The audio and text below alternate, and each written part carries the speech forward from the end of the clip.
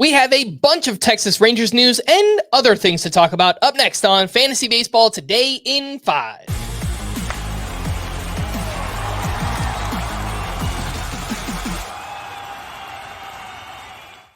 Welcome into FBT in 5 on Tuesday, October 15th. I am Frank Stampfl, joined by Scott White. Let's break down the latest news. And we had a lot come out from the Texas Rangers this past week. Adolis Garcia will rehab for the next 8 weeks after being diagnosed with a sprained left patella tendon in his knee. Apparently, he battled knee soreness over the final few weeks of the regular season.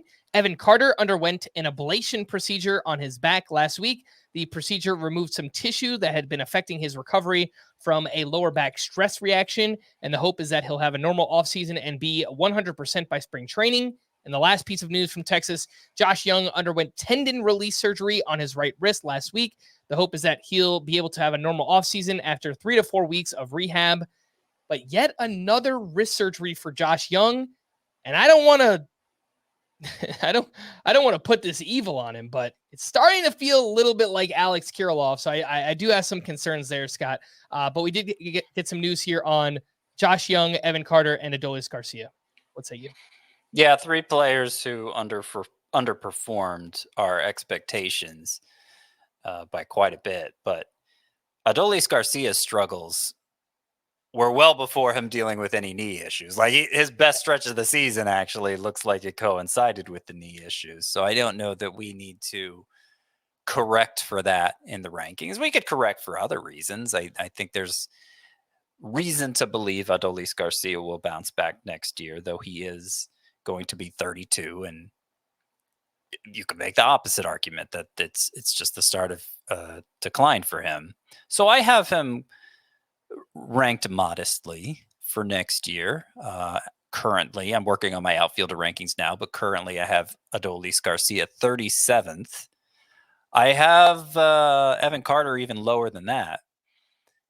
And it's possible, big prospect. It's possible that after this year with back issues, he just comes back next year and lives up to the full extent of his upside. But if we're looking for positives in the numbers during the time he played, there's really nothing to get excited about there. It was pretty much bad by every measure. And it's not like he hit the ball especially hard the year before either. So it's kind of an investment in Evan Carter is just an investment in pedigree, basically, and the hope that it comes through. And I don't think that's worth paying a big price tag for. And I don't think it'll require a big price tag. So if Evan Carter goes for as little as I expect him to, then he might make for a nice post-type sleeper. Young, third base doesn't look great. So I think that's going to help him out in terms of retaining draft status.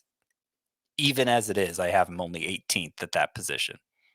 We have a few other surgeries that recently happened, both of the shoulder variety. Gavin Stone underwent right shoulder surgery last week and is unlikely to pitch at all in 2025, which is crazy because we know his season ended with right shoulder inflammation, but now he's missing all of 2025. Say what you want about the underlying numbers. He still had a solid season on the surface here, but the Dodgers are already being dealt injury blows to their 2025 rotation as well. Yeah, and shoulder surgeries are scary. They're scarier than elbow injuries. And it's not like Gavin Stone was... No, it's not like he was totally bankable, high upside guy either. So I think in dynasty leagues, this is a pretty crushing blow for him. And yeah, it might make the Dodgers more active in seeking pitching help next year. They're getting Shohei Ohtani back in that role. They're getting some other pitchers back from injuries, but I think they know as well as any organization, you can't have too much depth in that area. Ha-seong Kim underwent shoulder surgery last Friday and is hoping to be ready for game action by mid-April, which sounds scary because if we get one setback, he could wind up missing a bunch of time into the 2025 season. He also has a mutual option and is expected to elect for free agency. So we're not sure exactly what team Ha-seong Kim is going to be playing for. Obviously, he has familiarity with the Padres and he's played pretty well there so far in his career. But Scott, not only dealing with the shoulder surgery now, pending free agent as well for Ha-seong Kim. Yeah. So that's going to be interesting for sure. And I wonder if this shoulder injury. Look, mutual options are pretty much never picked up because it's a bad deal for one side or the other. They're Mhm. not going to agree exactly on that price tag. Uh, but yeah, the fact he's going to miss the first half of April, and if you're missing the first half of April, there's a chance you're missing even longer than that, right? That's just the kind of the projected return.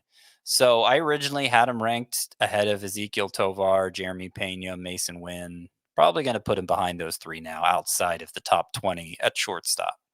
Again, that was Ha-seong Kim. We'll have to follow his offseason to wind up, see where he winds up. But for more extensive fantasy baseball coverage, listen to the Fantasy Baseball Today podcast on Spotify, Apple Podcasts, or anywhere else podcasts are found.